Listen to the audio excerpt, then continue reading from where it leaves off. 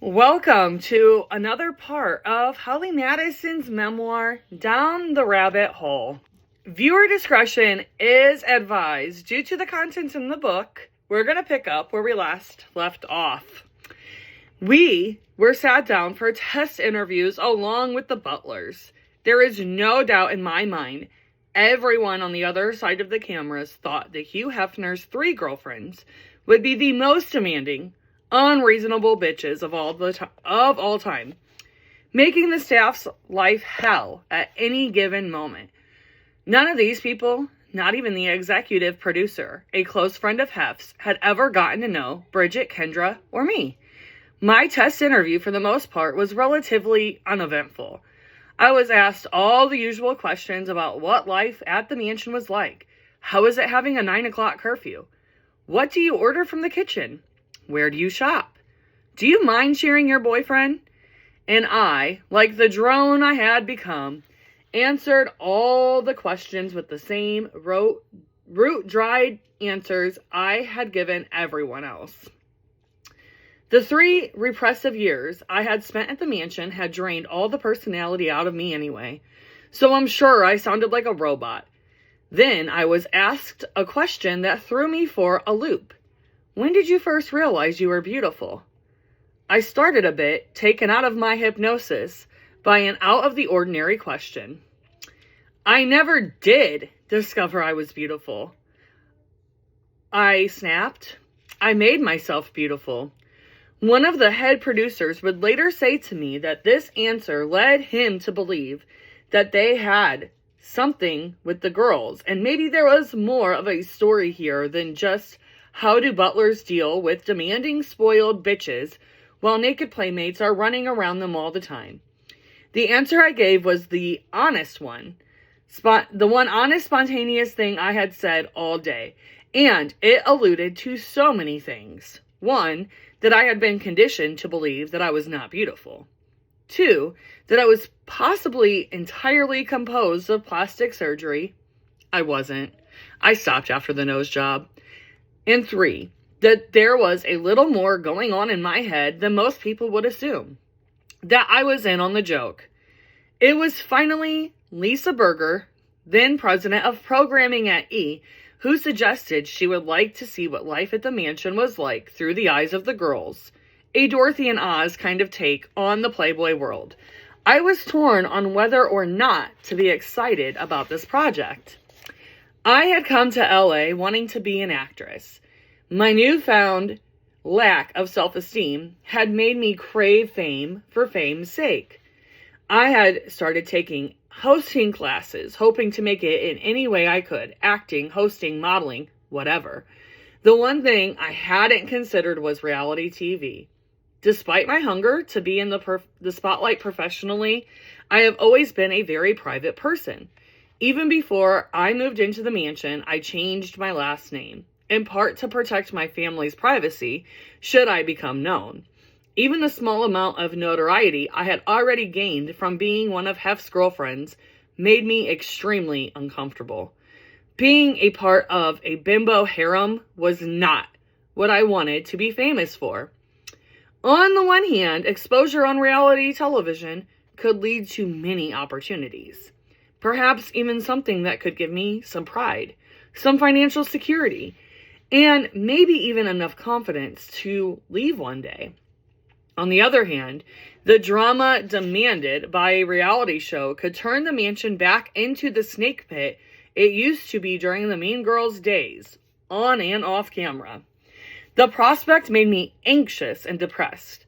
I was also scared of being lumped into a blonde bimbo stereotype. After all, I remembered how I felt recently when we had filmed an episode of Entourage at the mansion. Every time I want to say Entourage, I always want to say it in Michael Scott's voice and say, Entourage. Maybe that's just me. I don't know. We were each given one simple line to say on camera, surrounded by the show's cast, crew, and hundreds of extras. The scene had to be shot over and over and over again to the point of lunacy, because Kendra couldn't get her one line right. I was beyond mortified and prayed that the floor would just swallow me up. I was certain everyone on set was assuming that all three of us were equally ditzy. The thought of having to be compared like that on a weekly basis gave me crazy anxiety. There were days I woke up, sat at the desk I had added to the vanity area, and just felt like falling to the floor because I felt so depressed. Though it is completely obvious to me now why I felt so dark. Believe it or not, back then, I was stumped. Don't I have everything I want? I asked myself. The mean girls were gone, and life at the mansion was easier. I was slowly saving up a little money, and I was living in the lap of luxury. Of course, to keep myself from really losing it, I was completely ignoring the fact that anyone who was part of an old man's harem treated like a brainless idiot would be depressed. Feeling like I was at a breaking point, I had told Hef that I needed to see a psychiatrist during one of my sob sessions, but my confession fell on deaf ears.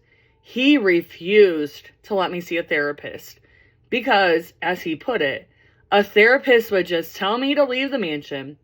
He told me to talk to Mary about my problems instead. In spite of his objections, I did end up seeing a therapist in order to get some prescription medication. The therapist diagnosed me with depression, brought on by my anxiety over filming the reality show and how it would affect my life. He prescribed me Effexor, a drug prescribed to those with serious depression, one I weaned myself off of a few years later. It made me feel a little better for the time being, and helped buoy me through the mansion for a few more years. The first episode of The Girls Next Door introduced the audience to Hugh Hefner's 3 blonde girlfriends. Through interviews and candid moments, the series established the lay of the land at the Playboy mansion. The girls, the grounds, the pets, the curfew, the 24-hour kitchen, and other mansion oddities. The episode wrapped up with Hef, his girlfriends, and a handful of playmates waiting for Kendra before heading to Hollywood for the AFI Awards, red carpet honoring Star Wars creator George Lucas. The footage showed a jovial Hef hobnobbing with celebrities, goofing around with press, and routinely holding, hugging, or kissing one of his many dates. "We get respect," Kendra said in a voiceover while the camera panned to showcase our backsides sauntering into the theater. I remember wondering, does she really think people respect us? She seemed clueless. And for the fact that most people probably didn't respect us for how we were living our lives, and that the cheers and accolades she was witnessing were simply due to Hef's strange novelty as a pop culture oddity. I, on the other hand, was probably too aware of the negative ways in which we were perceived, and this awareness made me paranoid. In fact, I let it get to me so much that I became even quieter and more withdrawn than I had been before. "We've decided on your characters for the show," Hef told me one day while he ran across me in one of the secretary's offices going through Polaroids. "Really?" I asked, curious as to what he meant. "Kendra is the one who wants to have fun. Bridget is the one who wants a career, and you're the one who cares about me." His delivery made it clear that the decision had been firmly made, and there was no room for argument. While caring about someone is certainly a positive thing, I was troubled by the limitations of our characters. Couldn't we actually be who we are? Multi-dimensional people who have different interests, passions, and goals? Sure, Bridget wanted a career, but what about me? I wanted one too. Apparently not. I was too distracted to ask any more about it. I had been going through photos looking for potential fun in the sun guests. While we were talking, Hef had long ago lost interest in trolling for new conquests, so much so that the pool party guest list had dwindled substantially. Somehow, I had found an old Polaroid from the year 2000 buried deep in the pile. I blinked a few times to make sure I was saying this properly. It was me. I was wearing a black Fredericks of Hollywood corset with a kimono robe and sporting strawberry blonde hair. But the real surprise was the grade I had received from Hef. A.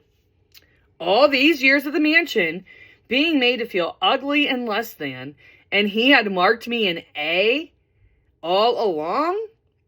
Hef had already shuffled back down the hall. I can't believe I got an A, I said to Jenny, Hef's social secretary, genuinely in shock. Hef had always treated me like such a scrub, like I was barely lucky enough to be in residence at the mansion. Well, of course you did, Jenny said matter-of-factly. What did you think you would have gotten? Well, I knew that people were curious about the world inside the Playboy gates. I found it hard to imagine how we would fill an entire season. Relative to scripted shows, reality television is inexpensive to make, which is the reason so many of them litter the airwaves. I hate to burst anyone's bubble, but in order to get the most for their time and money, producers typically map out episodes in advance, based on schedules, and then determine what could make for potential plot lines. While our crew initially filmed us at all hours, hoping for some of that legendary Playboy spontaneity, they eventually learned that mansion life didn't quite live up to the hype after countless hours, and probably thousands of wasted crew dollars were spent filming the most mundane moments of our lives. Finding interesting things for us to do proved more difficult than anticipated. Contrary to popular belief, I couldn't just tote a film crew with me around town. Producers had to get permission from every store, restaurant, beach, and salon in Los Angeles we wanted to film at. Everything requires some sort of pre-approval. And what the hell would this season even be about? Soon I realized Hef had a plan. The second episode focused on two prospective playmates that were staying in the mansion's guest house. After having dinner out at Geisha House in Hollywood, where Hef had his own fried chicken meal brought in and prepared by the mansion staff as usual. Can you imagine working at that restaurant and Hugh Hefner comes in and he's like, oh, you don't need to take my order. I already have my own chefs cooking up my dinner in your kitchen. Like, oh, I'm sorry. It's just so wildly out of touch that I can't. Hef called Bridget, Kendra, and me into his room to talk to us. I can't promise it, but you're going to shoot a cover, and I'm going to put you in the magazine, Hef said. It was in many ways a defining moment in my life. After 4 years living there, I was finally going to fulfill my long-held dream of being in Playboy magazine. And he just said it. The words fell off his tongue like the most ordinary of small talk while standing crunched in the corner of his bedroom entry, surrounded by a handful of crew members. It was so unceremonious a delivery that we needed a moment to process the news. We were utterly blown away. Kendra's mouth dropped to the floor, and she appeared catatonic for a good 60 seconds. I screamed so loudly I was certain the dog I was holding had gone deaf, and Bridget looked as though she was going to burst into tears. This man who had conditioned us to believe we were good enough for his bed, but not his magazine, just made our dreams come true. It was well within his power all along, but he was finally saying we were worthy. It was validating and exciting, all at the same time. Still, we were extremely skeptical, particularly Bridget and me. We had been at the mansion for years and had been browbeaten to believe we just weren't Playboy material. In the episode, Bridget revealed through a stream of tears that she had auditioned to be a centerfold years earlier, but didn't make the cut. Hef had basically told her it was never going to happen. "I'll believe it when I see it," Bridget said through a forced smile during her one-on-one interview. It was a small window into what was really going on inside Bridget's and my heads. Earlier in that same episode, you heard me rattle off the same canned answer I'd given for years about whether I wanted to be in Playboy. People assume that I came here wanting to be a playmate, and that's my goal, I said. The choice is extremely clear to me. I would much rather be Hef's girlfriend. Hef and I are so much in love. That's not even a comparison to me. But just because I valued being Hef's girlfriend didn't mean I still wasn't dying for a pictorial. In fact, the two things that had become intertwined in my mind since the 50s, all of Hef's main girlfriends had appeared inside or on the cover of Playboy, except for me. And by this point, it was humiliating. People would always ask me why I wasn't featured in the magazine, and I felt the need to make excuses for it by convincing people that somehow I was special because I wasn't. Hef was keeping me for himself, I would explain. What else was I supposed to say? My boyfriend thinks I'm ugly? My shock and joy was genuine when Hef revealed that we would be shooting for the magazine. None of us expected it, so the reactions the cameras caught were absolutely sincere. I'll give the man this. He knew what made for good TV. He also knew the importance of good timing. By allowing us to appear in the magazine, Hef would be cashing in the biggest insurance policy he had to keep us safely behind the mansion bars. But Hef knew something we hadn't yet figured out. The show was positioned to be a runaway hit for the network, so he no longer needed the magazine as a guarantee. He had better bait: fame. The debut season's arc revolved around our feature and possible cover. It wasn't until about halfway through season 1 that shooting began for the Pictorial. Hef allowed us to choose between the two staff photographers for our Pictorial, Arnie Freitag and Stephen Wada. For years, I had seen countless Playboy photo shoots come through Mary's office, and I had absorbed every detail from conception to execution, from the first click of the camera to the ink on paper. I was so excited to finally be part of that process. You would think that dating the magazine's editor-in-chief would have afforded me a sort of security and confidence before shooting the Pictorial, but it was the total opposite. We couldn't have been any more anxious about the ordeal. We were way more nervous than just some random girl plucked from obscurity and thrown into a shoot.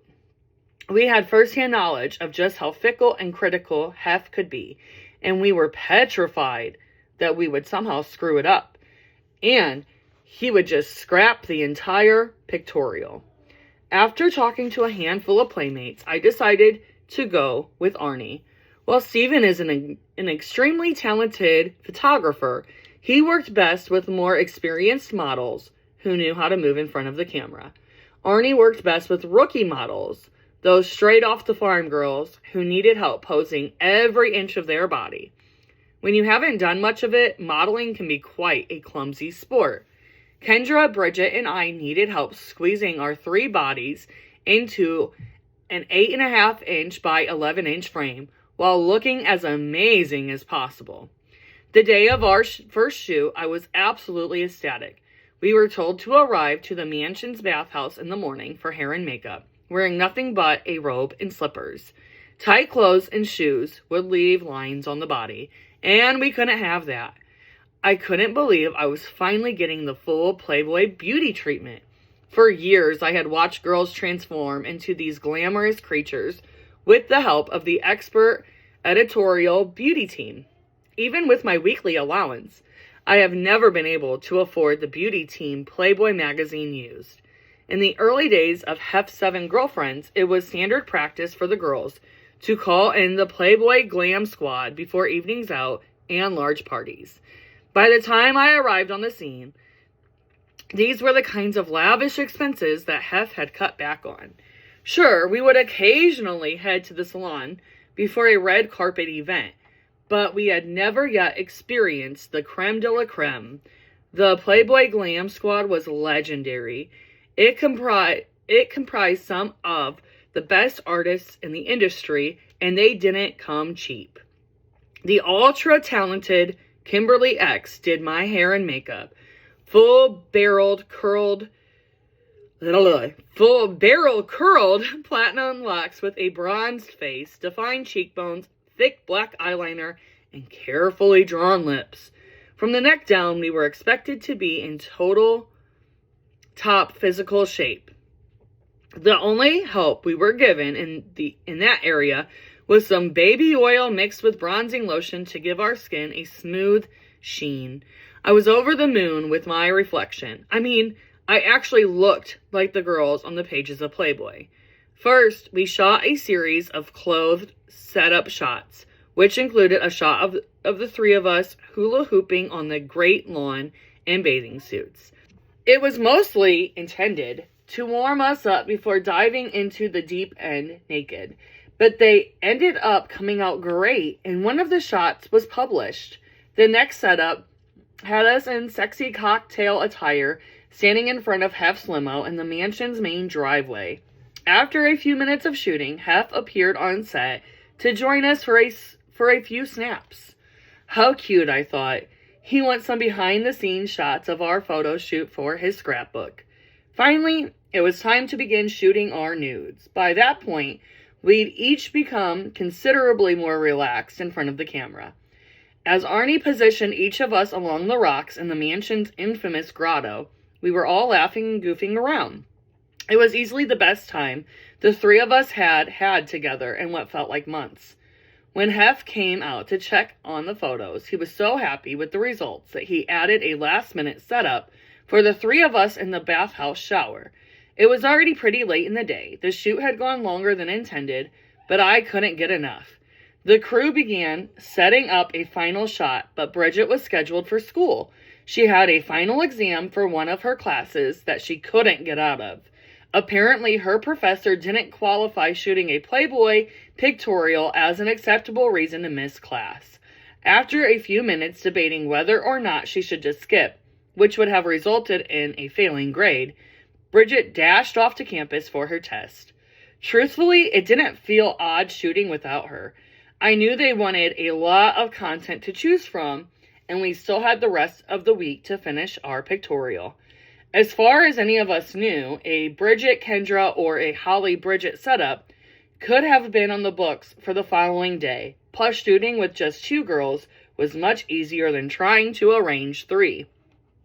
With wet hair and perfect makeup, Kendra and I playfully lathered each other up with sponges and bubbles in the tropical rock shower. Because it was one of the easiest sequences, it resulted in some of the sexiest shots of the entire pictorial. The following day was hands down my favorite. The photographer and crew buzzed around the mansion's second floor, preparing for our individual photos. Set in each of our bedrooms, the shoots were designed to showcase our unique personalities, which was refreshing.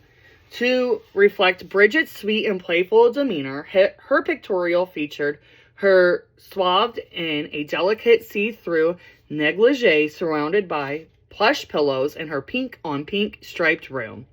Kendra looked absolutely amazing in a scrap piece of football jersey with knee-high athletic socks and straddling a bunny head chair in her messy room, which was tidied up substantially. My shoot was in Hef's bedroom and was intended to be reminiscent of old Hollywood.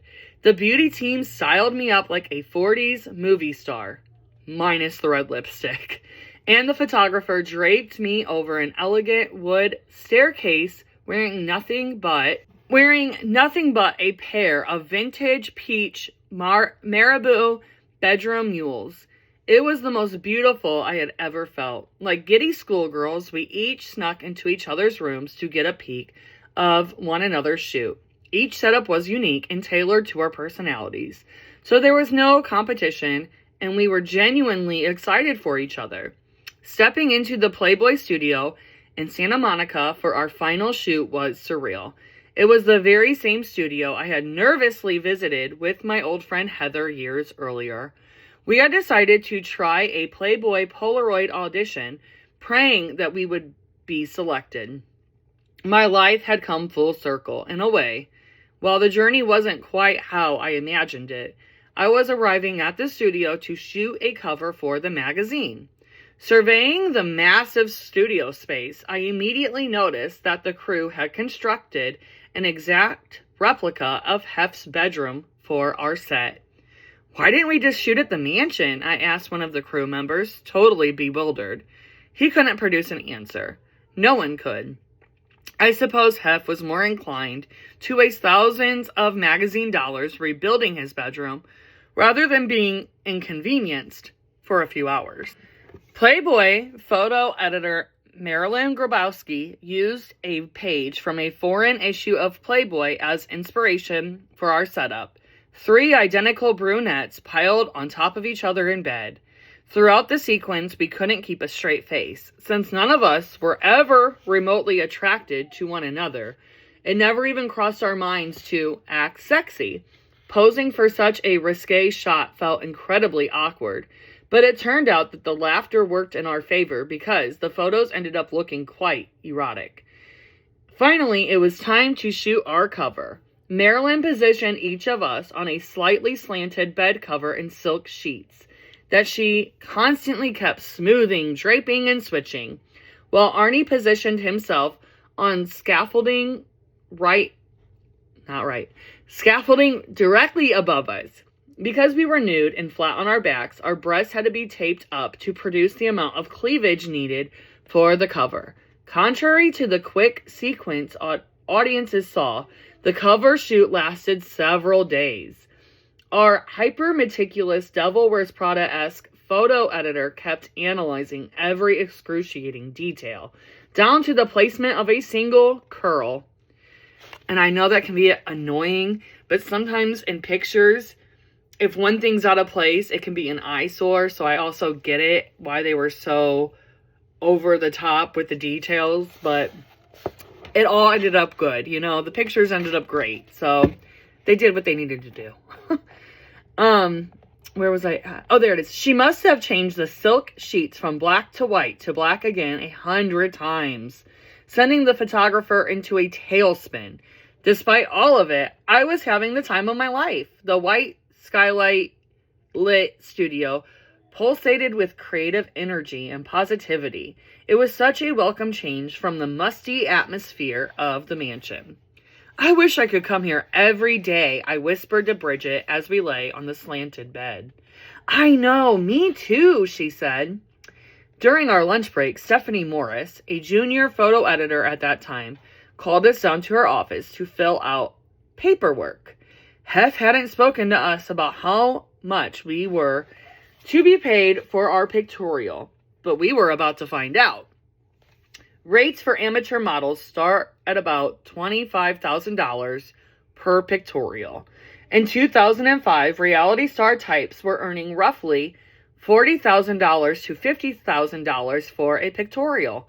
Hef's former girlfriends, the Bentley twins, each received $100,000 for their cover and pictorial years earlier.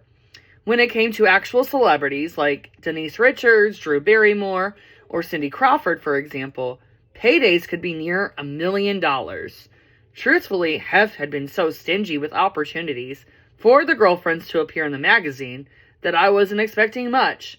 At that point, I was just grateful for the chance. For years, the mansion was hell because girls were fighting over this very opportunity. And here I was. Not them. When we got to her office, I quickly scanned over the release she pushed under my nose. I didn't think much of it until I noticed that $25,000 fee we were each being paid for our pictorial. Since this was technically considered a celebrity pictorial, part of me thought we deserved more than the stock fee. Even something like $30,000. I agree. Don't get me wrong, it wasn't the dollar figure that upset me. It was that we were viewed as no greater a commodity than any other girl who had walked these halls. We were simply a dime a dozen. Still, $25,000 was the most money I'd ever had. I immediately started planning what I could do with it. I knew I wanted to put some in savings for the investment property I dreamed of buying, and maybe I could use a bit to buy that Louis Vuitton travel case that I'd been lusting over for years. It seemed like a fun way to commemorate this major goal I had just achieved. This is exactly what I need to get back on my feet, I thought. Bridget had tested to be a playmate years earlier, so she knew what playmates were paid, and that with the growing popularity of the show, we deserved much more than what Playboy was offering. But she also knew there was zero point in arguing about it. She slowly put her pen to paper and signed away the photo rights.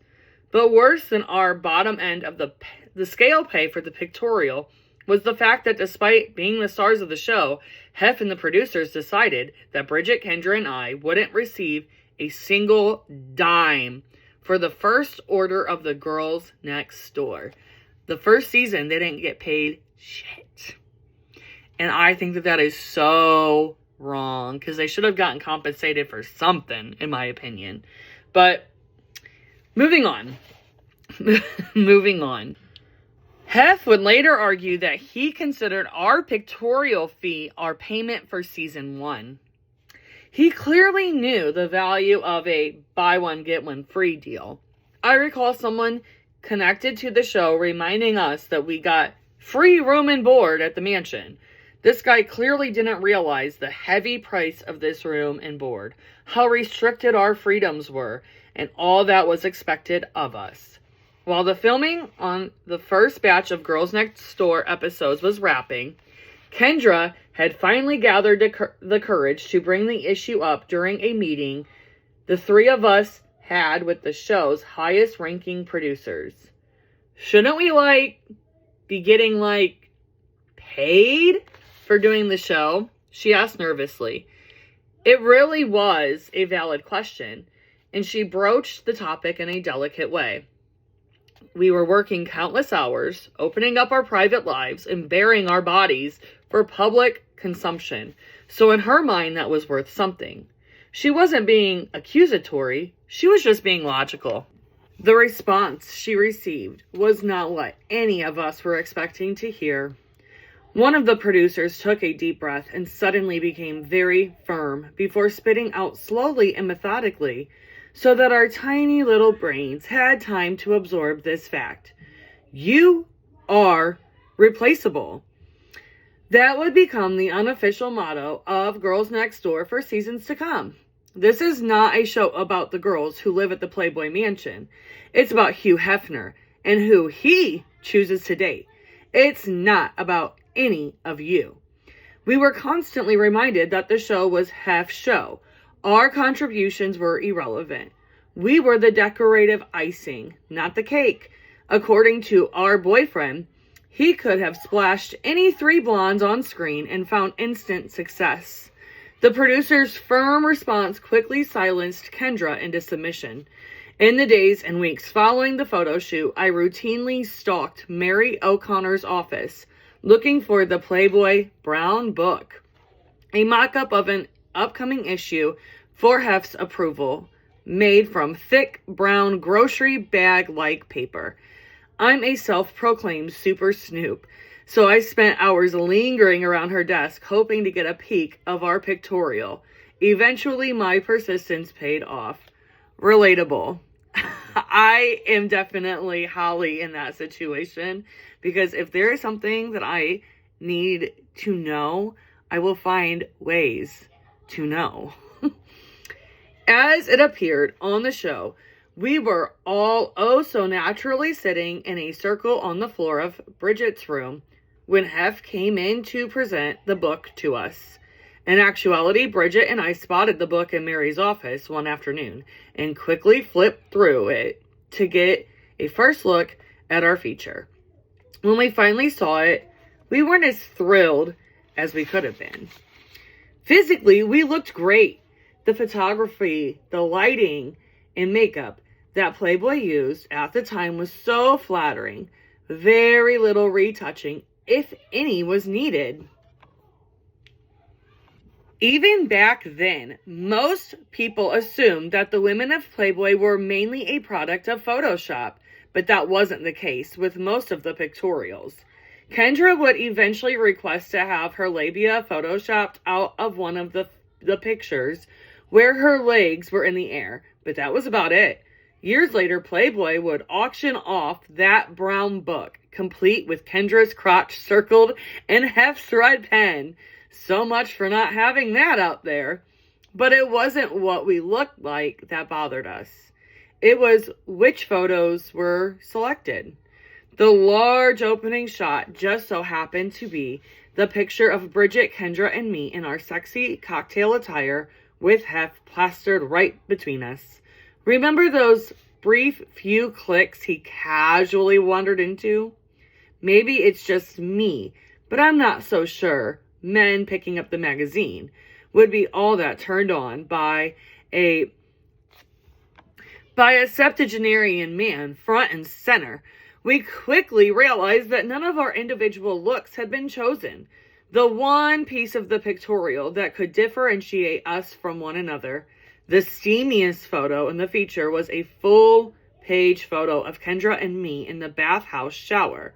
Like I said, at the time, we didn't think anything of the extra shots, but looking at it in context was quite different. This was one of the largest photos in the pictorial, and it was very clearly missing 1/3 of our group. Needless to say, Bridget was upset. I'm sure Kendra or I would have felt slighted as well, but Bridget had dreamed of becoming a playmate even longer than Kendra or I had, so she took this quite personally. On the show, Bridget returned from class already worked up over the shower ordeal. On camera, she confided to her sister about how upset it made her to be excluded from the day's final setup, and decided to speak with Hef about it. In the scene, viewers see Hef come to comfort Bridget, who is sitting on the floor playing with her cat. This is the exchange audiences hear. Bridget: I know, but that's what I'm saying. Everyone would feel the same way. Hef: Okay, absolutely. Let me see what I can do. That isn't exactly the toughest one to do. It's a shower and hair. Bridget: I know, but I just feel like saying something makes me seem ungrateful, and I'm not. Hef: Listen, I know how important all of this is to you. I'll figure out some kind of solution, honey. In real reality, events didn't play out that way. Bridget didn't discuss the shower sequence with Hef until after we saw the Brown Book, and long after the pictorial shoot had wrapped, which was why Kendra appeared so agitated at having to shoot again. At the end of the episode that aired, people can clearly see the two shot of Kendra and me in the Brown Book when Hef is showing it to us. The photo that went to press was the shot of the three of us in the shower. Bridget was sensitive about how her reaction would be perceived, so she told producers she wished to speak to Hef off camera and asked that they respect her privacy. The crew preferred to film everything as it was happening, but they eventually agreed that Bridget could speak to Hef off camera. Reality producers love to find loopholes, though. Both Bridget and Hef were still mic'd when the conversation took place. So the post-production crew dubbed their private dialogue over stock footage of Bridget and Hef playing with her cat, their backs toward the camera. Oh, the magic of Hollywood. In the beginning, I have to admit that I didn't have a ton of faith in the process. I believed that everyone was pigeonholing us into their preconceived ideas of who we were, and that audience would see right through the facade, or at very least quickly become bored. Perhaps there's a reason I wasn't a reality TV producer in 2005, because there was most definitely a method to their madness. Nearly 1 million viewers tuned in to watch the premiere episode of The Girls Next Door. 1 million. I was part of that million. Just saying. Overnight, the show became this pop culture sensation. It sure did. It sure did. The network immediately upped the order from 8 to 15 episodes for season 1. Every Monday, we'd receive ratings from the previous night's airing, and every week they were higher than the last. Not only were audiences fascinated at getting a glimpse inside the wondrous world of Playboy, but also at meeting Hef's 3 girlfriends, Kendra, Bridget, and I, wouldn't really grasp the scope of how major this was for years to come. For her part, Kendra was reality TV gold, especially in 2005.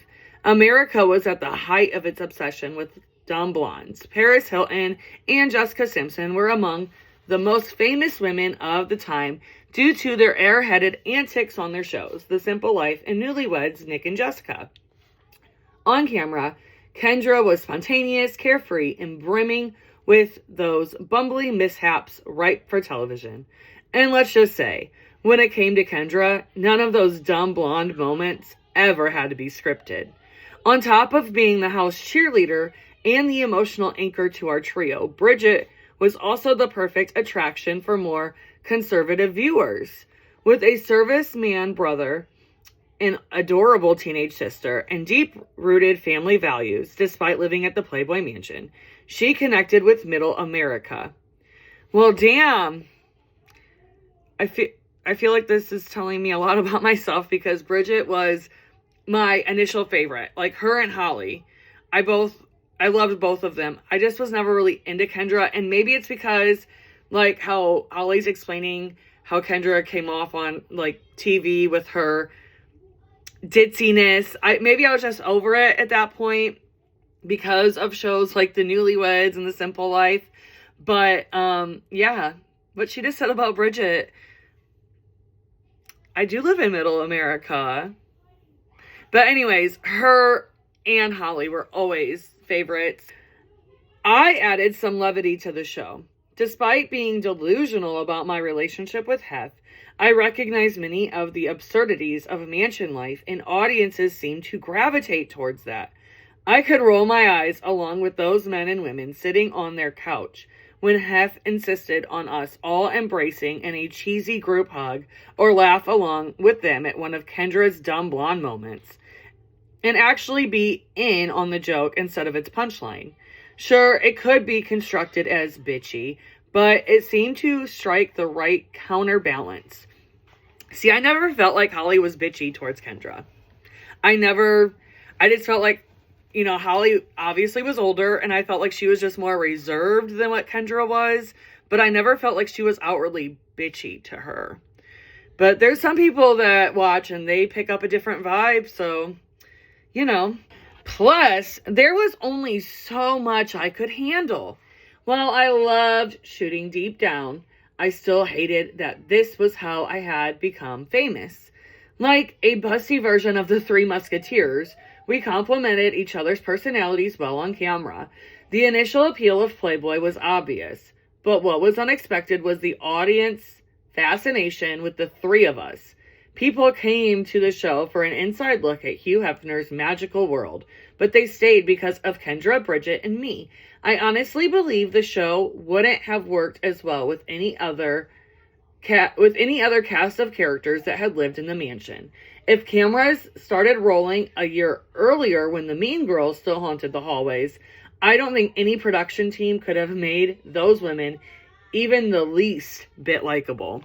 I apologize if there is a lot of background noise in this part of the video. All three of my kids are playing an online game with three of their friends, and you know what? I'm just letting it be. This doesn't happen often, so I do apologize if there's a lot of background noise.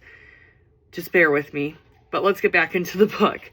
Okay, towards the end of season 1, upwards of 1.5 million people were tuning in each Sunday night to see what was happening with the three quirky blondes on Charing Cross Road. Major numbers for the network. However, despite the show's immense popularity, We weren't able to celebrate many of the positive perks of our newfound celebrity. As usual, we remained locked behind the mansion gates, bound to our dictator's rules. We weren't well known enough yet to be recognized while simply running errands, usually in juicy sweats and without makeup, especially without one another or Hef. The club nights had slowed to a halt, and we weren't permitted to do any of our own press, so any fandemonium we experienced still seemed to revolve around Playboy and Hef. I never knew we girls had fans of our own until later into the series, but thanks to the internet, we were able to absorb the full scope of the criticism that spewed from countless online haters. In 2005, MySpace was still the most important social media site available, and I miss it so much, and was used primarily on personal computers. Who had a smartphone back then? These were the calm days before Facebook, Instagram, and Twitter became national obsessions. The term cyberbullying hadn't even yet been coined. While today, most people are aware of the dangers of the anonymous taunting on social media, and many have been victims themselves. Reading truly cruel remarks about yourself online from complete strangers was a form of self-torture that I wasn't quite prepared to deal with. My self-confidence was already fragile, so I took the vicious online attacks far more personally than I should have. Gold diggers, whores, sluts, stupid. We were called everything I had always feared I would be called for being a part of this group. When I would stumble upon a message board discussing the girls next door, not only did I feel hatred, but also completely isolated. Even though Kendra and Bridget received equally as brutal commentary from these miserable trolls hiding behind their computers, there's something very lonely about being for a group of hateful people, and absolutely nothing was sacred. Even those physical qualities I did feel secure with were subject to public ridicule. I love my big eyes, but ruthless haters labeled them reptilian. I was hyper aware of the public perception of Hef's harem of blondes, so part of me was convinced that Kendra, Bridget, and I were a total laughing stock.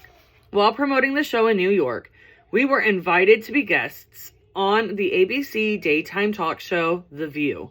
A producer placed Hef on a chair and strategically organized the three of us to perch around him. It was uncomfortable and awkward, but we were new to the game and wanted to be amenable. As soon as the cameras started rolling, Barbara Walters asked the three of us, "Do you always sit like this?" As if it had been our insane idea, in case I had somehow managed to drift off into blissful ignorance. Barbara Walters was there to remind us of how ridiculous we all appeared and what a joke we were. Bridget and I wanted to crawl inside our own bodies and die. But Kendra, she just responded in an episode of Girl Next Door that the hosts were all haters who needed boob jobs. Just a few months after the final episode of our first season aired, E! renewed Girls Next Door for a second season. The premiere of the second season would end up scoring a 3-year ratings high for the network. In a way, I had got what I wished for. The fame for fame's sake I had grown to desire was now mine. It didn't make me happy, though. It was the emptiest kind of fame, not gained by producing quality work, but by being a curiosity, one of Hugh Hefner's 3 girlfriends. During the filming of season 1, a playmate named Cara Monaco had come to live across the street from the mansion at the Bunny House. Cara and I had become close friends over the year, and she even made quite a few cameos throughout the first season of the show. When 2006 rolled in, Cara was bestowed the highest honor a playmate can receive, Playmate of the Year. She was on the cover of the June 2006 issue and featured in a gorgeous Cinderella-themed pictorial. I still remember that one. Of course, I was beyond happy for my friend, but I was also melancholy. Not only was a friend moving away, but her success reminded me of the dreams I had when I moved in 5 years earlier. As Playmate of the Year, Kara would be graduating from the mansion and traveling the world for appearances and promotions. She was moving on with her life in the same way I had once hoped to do. At 27 years old, I felt positively ancient. It didn't help that with every batch of Playmate test shoots that trickled through Mary's office, I'd see memos on certain photos denoting a girl who was deemed older. She's 28, was always something the Chicago photo editor, a male contemporary of Hef's, had to point out, as if a prospective candidate was at death's door. After 28, according to them, a girl might as well put herself out to pasture. As production crews rolled back into shoot season 2, I reluctantly decided I would do my best to accept my lot in life and aspire to one day be the only girlfriend at the mansion. After all, that is ultimately what I wanted, wasn't it? I am going to wrap up this part. I'm going to see how it goes with views and engagement and all of that with this new format that I am doing. But I do plan to come back. And then when I do, we will start on chapter 9.